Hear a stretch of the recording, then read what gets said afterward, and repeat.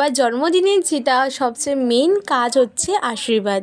আর আশীর্বাদ এখন করা শুরু হয়ে গেছে। আর আমি যে ড্রেসটা পরে আছি এটা কিন্তু প্রীতম আমার বার্থডে উপলক্ষে গিফট করেছে। আর প্রথমে বাবা রান্না করতে করতে চলে এসেছে আমাকে একটু আশীর্বাদ করতে, কারণ কাজ করছিল ওদিকে রান্না করছিল, তার ফাঁকেই এসে আশীর্বাদটা সেরে নিল। আর এখানে একে একে সবাই আশীর্বাদ করেছে আমাকে। তোমরা পুরো ব্লগটা দেখতে থাকো, আশা করছি ভালো লাগবে। আর ভিডিওটা যদি ভালো লেগে থাকে তোমাদের অবশ্যই কিন্তু লাইক করে দিও। আর ভিডিওটা কেমন লাগলো কমেন্টে জানিও। তো লাস্ট অবধি দেখতে থাকো। আর আমার দাদু হচ্ছে এটা, দাদু আমাকে এখনো আশীর্বাদ করছে।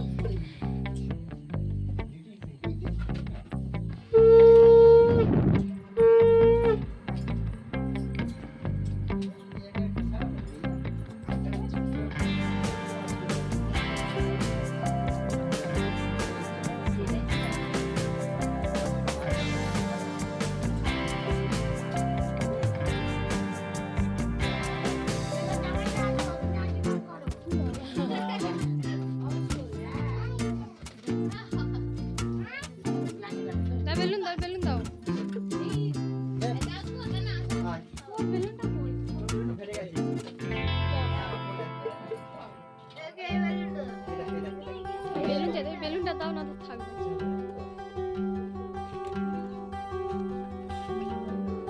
ডুববো, ধান ডুববো নে, মাথা ঘোরাতে হয় 3 বার। হ্যাঁ 3 বার ঘোরাতে হয়।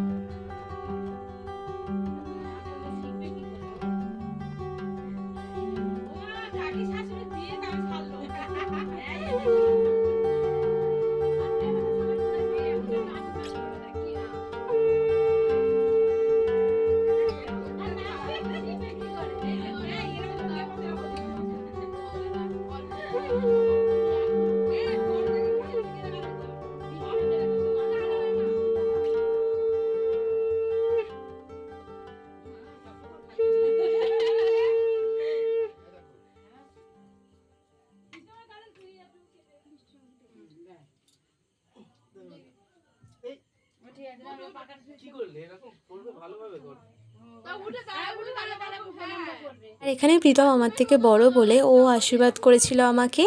আর এই ফার্স্ট টাইম ও আমাকে আশীর্বাদ করলো জন্মদিনে, কারণ আমাদের এই 5 বছর হচ্ছে রিলেশান। আর আমার এত বছর পর আজ এবছর ছোটোখাটো করে একটু অনুষ্ঠান হলো। আর পাড়ার কিছু বাচ্চাদের বলা হয়েছে, সবাই এসেছিলো। এটা দেখে আমার খুব ভালো লেগেছে। এখনকার দিনে অনেকে আসতেও চায় না। আর আমার এই বছরে 21 বছর কমপ্লিট মানে পূর্ণ হলো। দিলাম 21 বছর বয়সে। আর 2টা বসিয়ে একটা খুঁজে পাচ্ছিলাম না, তো সেটাই অবশেষে খুঁজে পাওয়া গেল।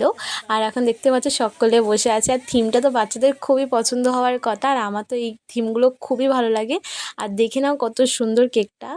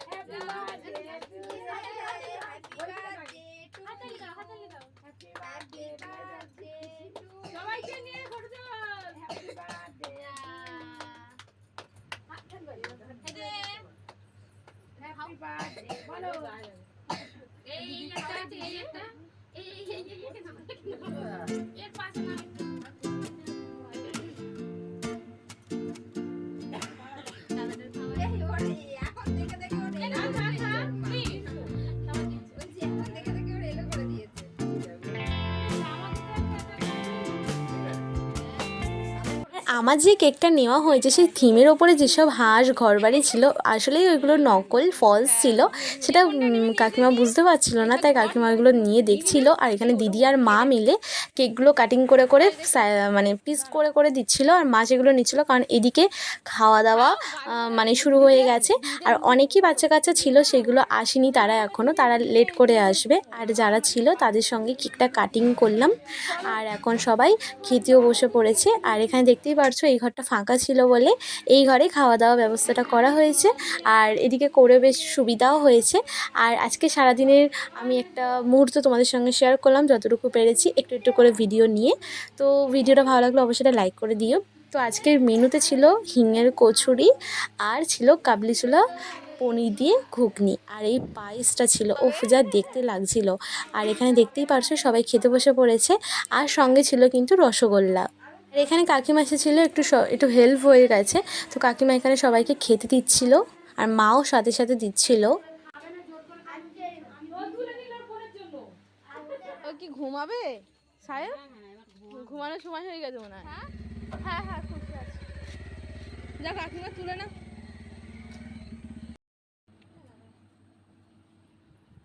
সময় দিচ্ছি।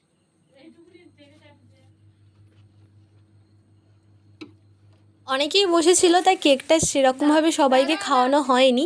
তাই এখন অবশেষে একটু ফাঁকা হয়েছে, তাই নিজে থেকে একটু কেক নিয়ে বোনকে, মাকে, আর বাবা ছিল না বলে খাওয়ানো হয়নি। আর বোনের মেয়েকেও একটু খাইয়ে দিলাম, কারণ অনেকেই ছিল, কেকটা কাটতে কাটতে তাহলে অনেকটা একটু ঘিরে ফেলতাম, তাই জন্য একেবারে দিদির কাছে দিয়েছিলাম, দিদি কেটে সবাইকে দিয়েছিল।